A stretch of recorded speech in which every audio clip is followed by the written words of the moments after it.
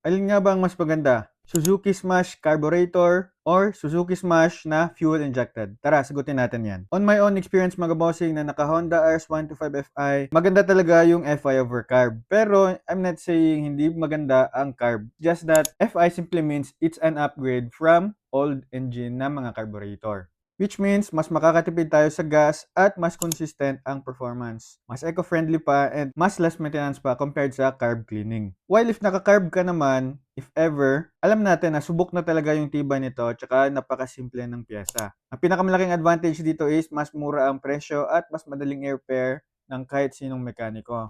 One thing lang siguro na dapat mo take note is that if carb yung kukunin mo, mas malaking chance na may mausok dito, mas matakaw sa gas, lalo na if isiset mo ng maayos, and mas madalas magka-problema sa cold start. So kung ang priority mo ay pagtipid sa gas, gusto mo ng convenience, at especially if hindi ka ma-mechanic, then piliin mo ang Suzuki Smash na Fi. Pero kung tight ka sa budget mga bossing at marunong ka naman kumilala ng mga mekaniko or meron ka ng mga kilalang mekaniko, then malaki talaga yung maititipid mo or mas makakales ka if carb yung pipiliin mo. Especially if ipanghaharabas mo 'to mga boss ha. And if nagustuhan mo yung mga ganitong klaseng mga content, you can follow me for more. Like this video na rin and make a comment down below if meron ka mga questions or suggestions na pwede natin pag-usapan dyan together with the community.